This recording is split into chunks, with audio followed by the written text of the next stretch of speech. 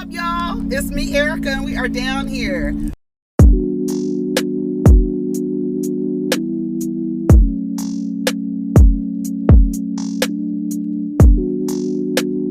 Peace, y'all. Take care of each other. Protect your energy.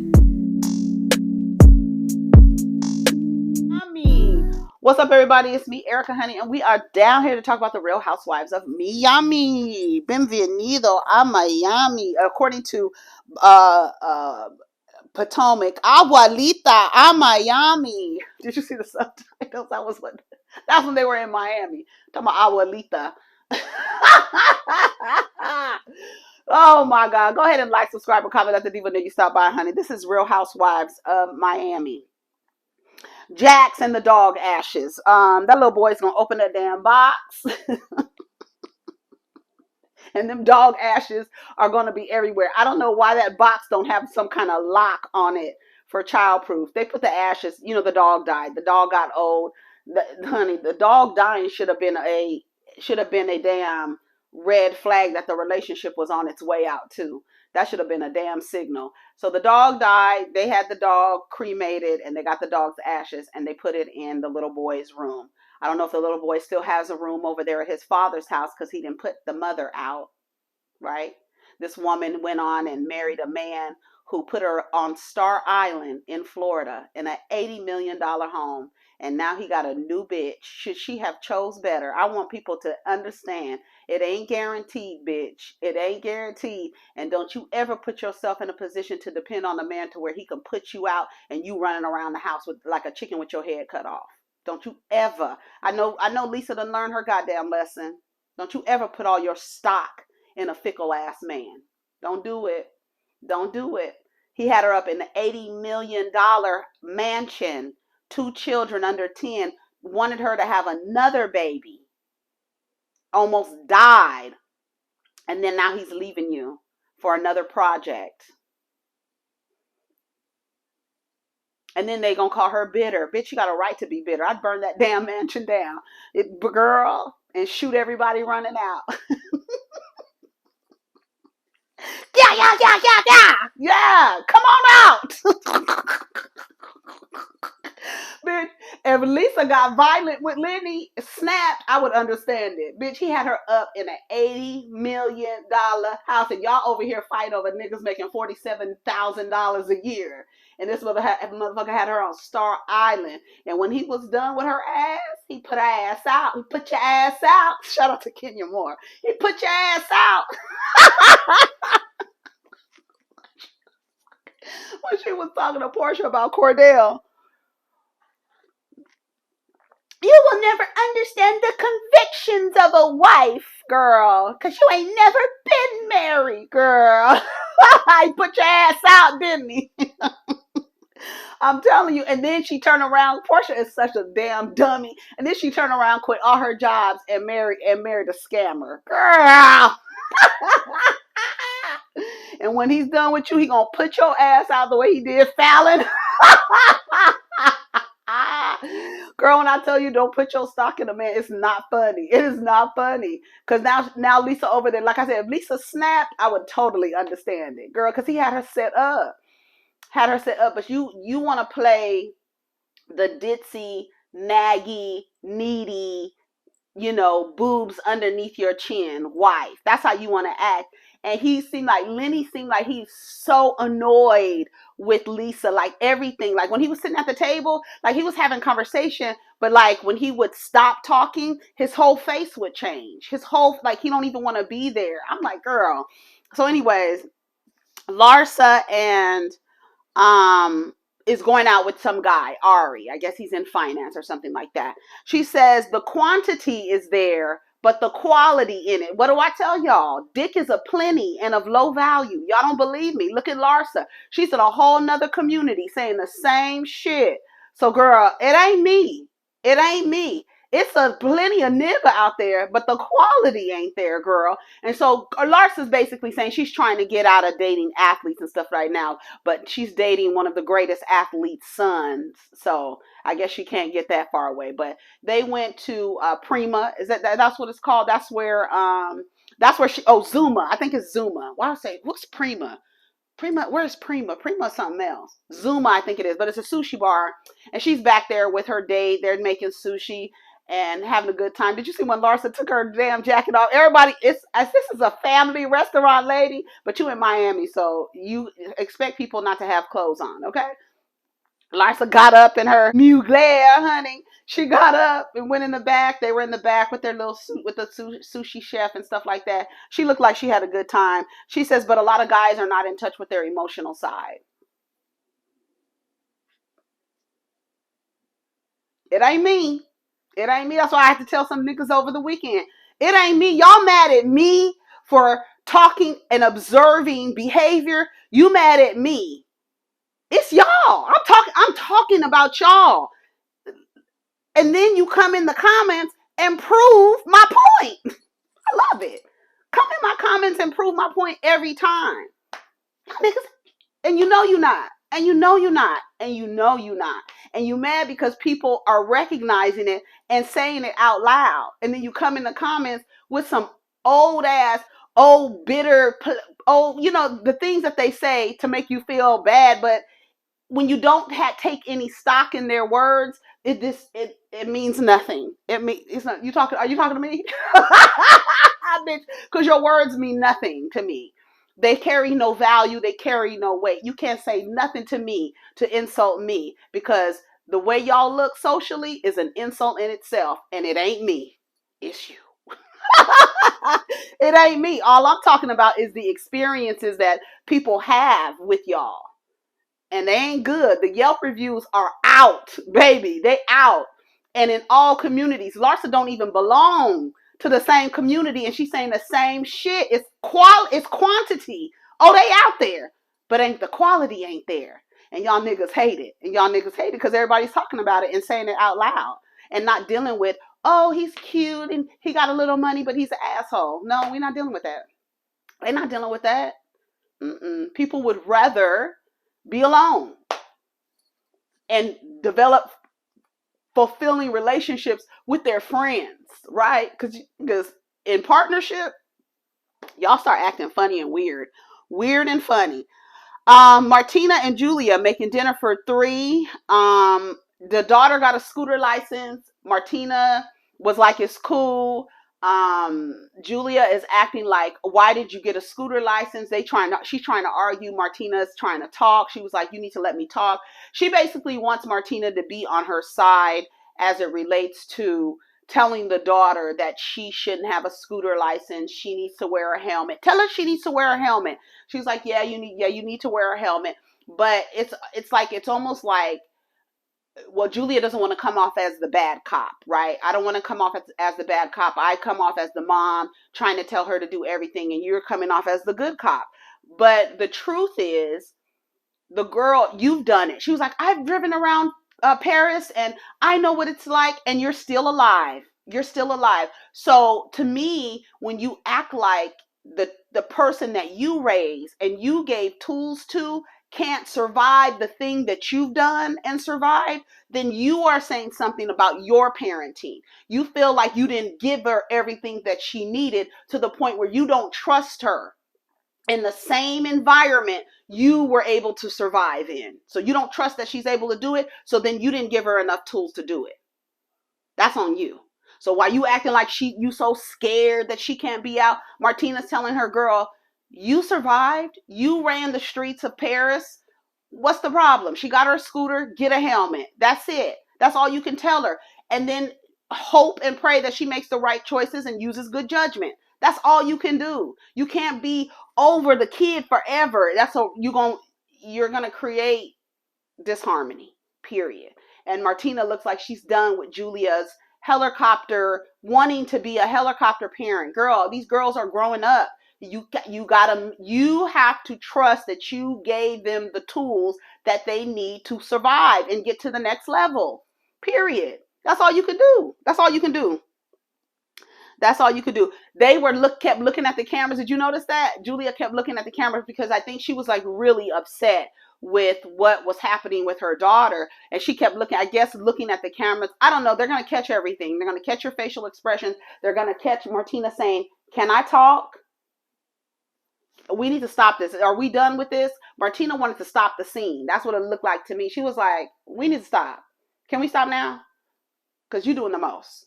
You doing the most. Julia was getting on my damn nerves. She was. Out on the boat. They went out on the boat. I don't know where they're going. They're just going out. Oh, Nicole, child. They went out on the boat. They got the drinks and everything. Going swimming in the middle of the water. Love it. Gertie and Alexia are on the boat talking. Gertie is basically telling Alexia, I was really concerned about our relationship because it feels like you only want me around to work for you or to do stuff for you. And I was wondering, does she really like me? She was like, no, I really do like you. I really do like you. And she was like, they were, having fun on the boat.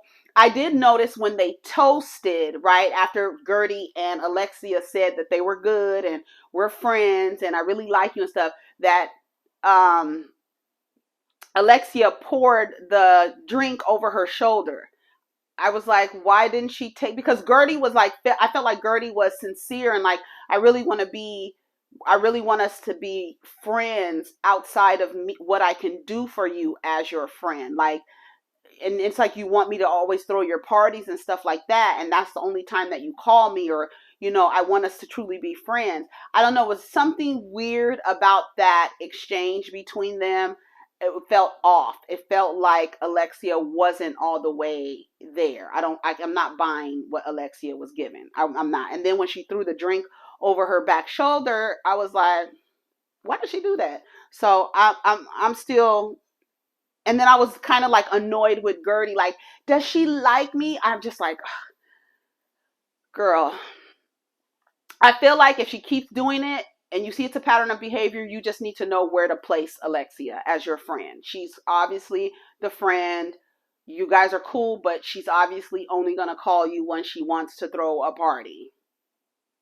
And either you're going to accept it or not. That's just how it's going to have to go. Lisa and Lenny. So they're talking about Lisa. Lisa didn't show up on the boat. I guess they're trying to figure out where Lisa is. They end up going out without her. Lisa didn't call or anything like that, so they don't know. Right? Lisa's going through it. We know she's over there running around with like a chicken with her head cut off. So they're all talking about Lisa, and they're like, the way that they have their relationship, they have parties and stuff like that. And it must be hard being, and that's, Nicole said it. She was like, and all of the women are 10s. All of them. Ain't no bitch ugly. Ain't no bitch you could be like, girl, he ain't messing with her. No, everybody's a 10. Everybody's a 10, right? And so they have these parties, and apparently, I guess one of the girls, because Lisa finally tells us at the end, but anyways, we'll get to that. So they're talking about that, and I think Alexia knows, because when Lisa finally said, she said, I knew it. I was like, see, but she was mad. Then I saw an interview with Alexia. Alexia said she was mad, like she took it like it was her, like Lenny was cheating on her. And she went back home and was telling Todd, do I need to be checking your phone? And like, girl, because it makes you feel a certain way, especially when the people have been together for a while. They seem like they're cool, but you hear stuff. I'm sure they hear, honey, Marisol is Pearl hanging out the damn window. You ain't heard it from me, Bonita Petrell. She's Pearl looking at the neighborhood. Marisol be knowing everybody's business. It's true. She be knowing everybody's business. I like Marisol's my favorite.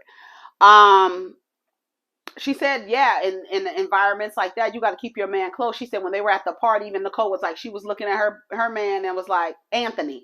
She was looking at him like, I'm watching you with all these 10s. I got my eye on you. I like Anthony too. I like Anthony and Nicole together. I do. Did you see how Adriana had that dude take his shirt off? I was like, oh my, she was like, yeah, baby, it's so cringy. It's so cringy. And the fact that he did it, like, girl, put your shirt back on for this old ass lady telling you to take your shirt off. Yeah, baby. And she tells him to take his shirt off so she can get out in the water with him. He takes his shirt off. She was like, I just wanted to see you with your shirt off. And then she walks back. She was like, bye. Now he over there looking stupid with his shirt off on the water, girl. Adriana's cringe fest 5,000. She's so cringy to me. Okay, So they're getting ready to go on a private jet. Where are they going? I forgot. They're going somewhere, but they're going on the insurance guy. What did it say on the side of his plane? I said, I know that's right. Your insurance agent. What did he say? What the side of Anthony's plane say? It's like his face, like a silhouette of his face with his beard. And I think it says your insurance agent or something like that. So they getting ready to go. Anthony's gonna fly. He's has work today, whatever the hell else he does, but he's gonna fly them and fly back. It's a hobby. He was like, "This is not my job. This is a hobby, something that I enjoy doing. That's what I'm doing." So everybody arrives, right? They have champagne. It's a vibe. It's a vibe, right? Fucking Lisa is 2 hours late. Kiki, Marisol, and Larsa are in a car driving. It's supposed to only take them 15 minutes by plane. They were telling the other girls in the car, like, y'all gonna be there before we get there. We waiting for Lisa. Lisa finally arrives. Anthony was pissed. He was like, this is rude. Everybody's thinking like it's rude. She's not calling. She's not calling and saying I'm late or nothing. 2 hours they were waiting for her. And she was like, it's kind of messed up because he has other things to do. He was just doing this as a favor for us to get us there faster. 2 hours late. They waiting for Lisa. Kiki, Larsa, and Marisol are playing a game on the way there. Dirty. I guess I don't know. It's like nicknames for. I don't know if it's not sex positions. It's like sexual acts that are done, but they have like funny names. I'm not gonna even mention them because I don't even remember. One was Carl Dirty Sanchez. I've heard of that before. Google it if you at your own risk. I've heard of that before. And then Kiki told Marisol, you should know what that is. Isn't that Spanish? She was like, Sanchez is a last name, girl. That's how she got. Remember they got into it over the milk. What was it? Goat's milk? And she was like, you don't drink goat's milk or something like that. She said something. And Kiki got mad at Marisol because Marisol was like, no, that's not what you do, and started laughing. She was like, but I think you got to understand there is I don't know if it's not necessarily maybe it is a language and a cultural barrier, right? Because it's like things she doesn't know. You don't ever know everything about somebody else's culture, but it was funny what she said. You don't know. Dirty Sanchez. Sanchez is Spanish. You should know. She was like, girl, Sanchez is a last name. Don't have nothing to do with nothing. Okay, so Lisa finally makes it. They get to where they're going. They're sitting around. The nanny calls Lisa to tell Lisa that she's sick and that she has to go. And Lisa's like, you can't leave my kids there. They're 6 and 2 or 8 and 2 or something like that. They're little. I said they're both under 10. I think 6 and 2. I want to say 6 and 2. And she's like, no, you can't leave them there. And so she calls Lenny. She tells Lenny the nanny is sick. She can't be around the kids. He was like, well, I was going to play golf or tennis. I think it was tennis. I was going to go play tennis. And she was like, well, the nanny is sick. We need somebody to watch the kids. I'm like far away. I can't, get there. And he was like, well, Lisa, I really would like, he was trying to be calm, right? Because he's at work and he got to do surgery and stuff like that.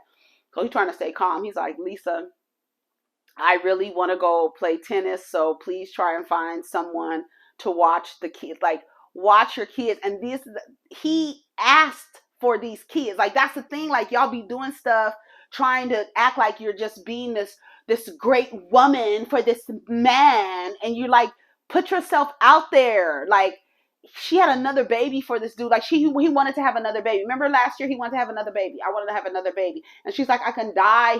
But then like a year and a half later, he's leaving you. Can you imagine? No. And he filed for divorce. Like, girl, it wasn't her. She didn't file for divorce. He filed for divorce. Well, it would really be great. That would be great, Lisa, if you can find somebody, because I really want to go play tennis. So I don't know if going to play tennis is code word for I'm going to be with my Sancha. I don't know, but that's what it sounded like to me. I was like, what does playing tennis mean? Because you really want to go play tennis bad. Tennis mean he want to be with his bitch. That's what it sounded like to me. What y'all think? I think that's what playing tennis is. Is she the tennis instructor? Bitch, I can't wait until Lisa tells them that the damn personal trainer stopped training her because he's training the new girl. And everybody was like, oh, hell no. Girl, it's about to be a mess. Lisa got the storyline. This is Lisa's season, honey. So Lisa comes out. She comes out and they were like, is everything okay? What's happening? She lets him know. He told me he's dating her now. Things are going to change. Oh, that's what Larsa was telling her. They were like, girl, it's going to be okay. Things change. You know, I was with Scotty for, what you say, 20 years? 20, I think they were together 20 years. She was like 21 years or something like that. She was like, things change every day. That's it. That's it. That's what the thing. That's when you be like, oh, forever, forever. No. That's a bad marketing tool to say that something is going to last forever, because bitch, don't get too comfortable. Have your shit always have your own. Always. If you want to play the role and act like you dependent on some fickle ass man, act like it. Don't actually do it. Act like, oh, I'm depending. Oh my God, my man takes care of me, girl. Bitch, you better have your fucking bag, a fucking emergency bag, and an emergency account, and be stacking your damn Housewives money. That's what the fuck you should have been doing. Instead of depending on some, And when he's done with you, he wants somebody younger that he can mold and shape the same way he did you. And forget the fact that he's a surgeon. That's the crazy part, because he literally can take her and she can be a project the same way Lisa was. Look at Lenny did everything. Look at Lisa but she looks great. But now he's trading you in, honey. He's trading you in. You got 2 kids and got to move out of an $80 million house off of Star Island. Bitch, I would be distraught. Especially if you depended on him and you positioned yourself to depend on him. You don't put all your stock in a fickle ass man. I'm telling you, you don't. I don't give a damn what he look like. Jewish, black. I don't give a fuck. Puerto Rican. I don't care, honey. White.